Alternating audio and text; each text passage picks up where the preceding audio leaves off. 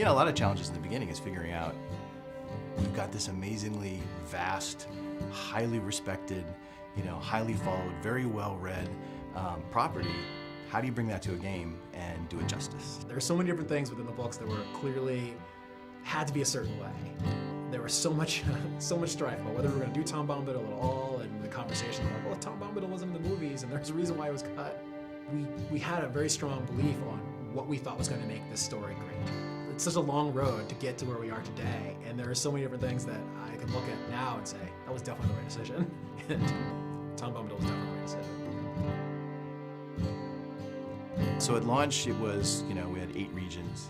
We kind of worked our way through the Shire. We ended up in Angmar. You know, it was a, we thought, huge world at the time. In fact, I think at the time it was one of the largest pieces of landscape ever released for a game. Eyes and ears and hearts and minds and everything opened up to us to see how we addressed, you know, how do you do a story in this world? You know, we can't be Frodo, right? I mean, these are the things that people thought the game was going to be, that I could be Frodo and I'm going to run through Middle-earth.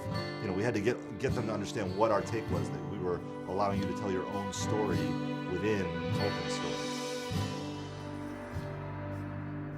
Our goal was, this has to look unlike any place that anybody's ever been in an MMO, right? And hopefully also in an RPG, because when you read about Moria, it's this big, huge, giant, expansive, cavernous place. The idea was to use, to make it a landscape space with not one, but 2 separate height maps. So there'd be a height map for the floor and then a height map for the ceiling.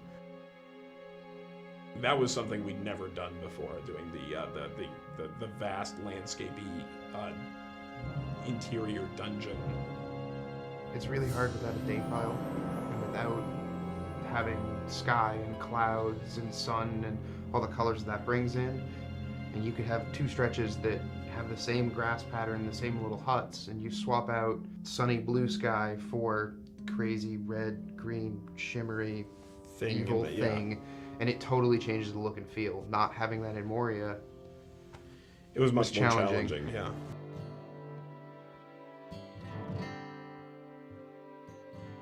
Our primary goal was to, how do we take this amazing game that people love once they get in it, but that there are some basic barriers to entry, like the subscription-only experience, and how do we reinvent what we have so that it retains all of its, you know, grand and glorious nature while addressing an audience that's much bigger.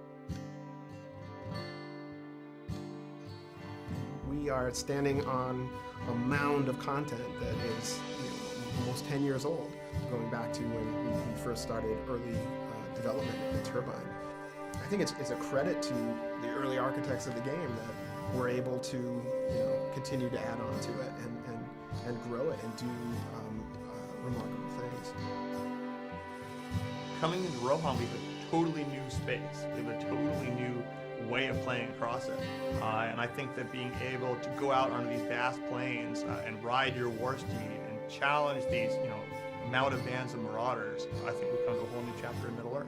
This is where the War of the Ring begins. At a high level, it was sort of, the training wheels are coming off, we're out of Eriador, we're, you know, east of the Misty Mountains, into the very epic, action-oriented portion of the fiction.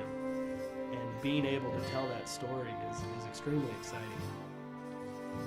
Book has grown and gotten stronger over 5 years. Which is a huge testament to this game and to this team. You know, the team has grown, the game has grown. We're not slowing down, anything, we're speeding up. It's going to be a fantastic 2012.